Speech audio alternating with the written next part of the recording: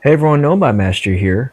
We're on Spectacle Island right now, and I'm about to start building what will become my largest settlement. So I've decided to build it over by the sand dunes area because I was able to connect the sand dunes with all these floor pieces. I want to put a basement underneath my first building here and eventually put some other basements under other buildings as well.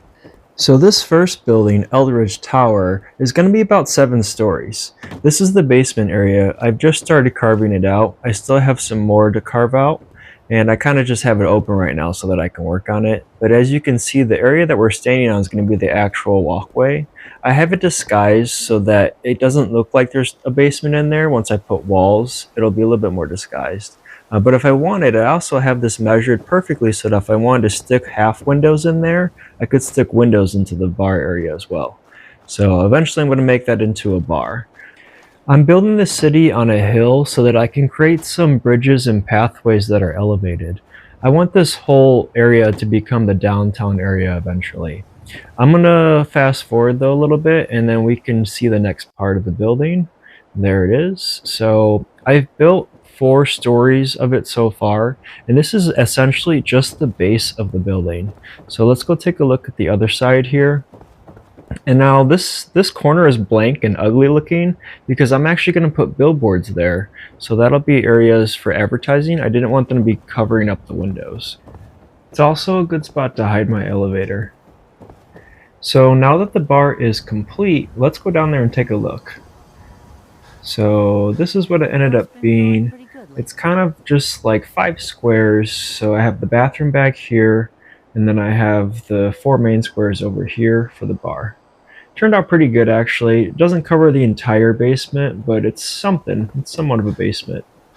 So this building I just have lit up right now so that we can kind of get a general idea of what it will look like once I have it dressed up. So let's go up to the 4th floor and I'll show you what the next part of the expansion will be. So what I'm going to do is make this obviously the main elevator floor because when they overlap, it always overlaps on the 4th floor. So I'm going to take out that ceiling tile there and put in another elevator. That'll get the building up to 7 floors. This won't be my tallest building in the city, but it's going to be close to maybe like my 2nd tallest because this is technically 7 floors, but it is more like 8 if you include the basement. So I'm going to fast forward a little bit and show you what it looks like once I've added on that 5th floor. And there it is. So I left it open so that we can all kind of go up there and take a look at it. But as you can see from here, you can kind of get an idea of how tall the building is going to be. So one of the challenges about having 2 elevators in a building is that you're going to have enough space for 2 elevator columns to go all the way to the top. You can be strategic with it because they aren't necessarily too wide the entire way up. You can create architecture around these elevators so that you can still have enough windows in your building and everything still looks natural from the outside. I also try to avoid putting elevators in the middle of my building. I always try to keep them against the outside walls so that there's always access in case one of them acts up, like when the buttons go up into the air. So this is the floor where I am currently under construction. I've got 2 more to go. This is going to be a small studio apartment, and then we'll have another like 1-bedroom / studio apartment over here on this side. So I'm going to be filling in all of these gaps once I put the flooring above. So this one's actually done. I can put the wall in here.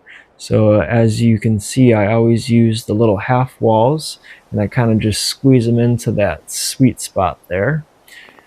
I actually gave myself a lot of work when I decided to build this type of building because I didn't make the rooms perfectly square. So I have to go through and add in extra layers of flooring up there to make it all fit and have no gaps. So it's kind of a pain. Another thing to keep in mind is that when you're this high up, it's a good idea to eat some poached angler because poached angler will help reduce your fall damage. I'm going to fast forward though and show you guys what the building looks like when it's complete. There it is, Eldridge Tower, complete at 7 stories. Let's go over to this platform that I made so we can get a better view. Perfect. And now let's switch it over to nighttime. Okay, now we can start the tour. So let's take a look at the outside of the building first.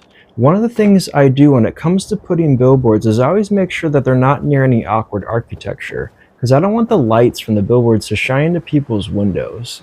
So here's that windowless spot from earlier. It's all filled in now with billboards and lights, and it looks nice. I actually might add some more billboards there later.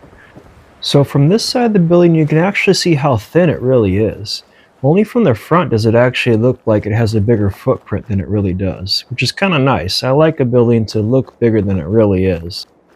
So let's go inside now, and I'll show you guys what I did with the upper floors. One of the biggest challenges when it comes to building tall buildings like this is the conduit.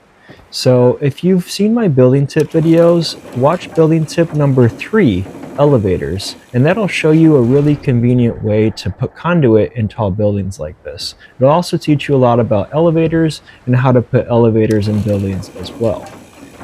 So on the 7th floor, I decided to just put one apartment because the building gets a lot more narrow towards the top and it's a lot wider at the bottom. So I decided just to keep that other side open, and I'm more likely going to put like a laundry room or an office in here. It kind of depends on what I do with the building. I'm definitely leaning residential though when it comes to Eldridge Tower. It does have a really nice view up here, so I kind of want to do something special on this upper floor. Well, only time will tell. That pretty much concludes my video for today, guys. Thank you all so much for watching, and I'll see you all next time.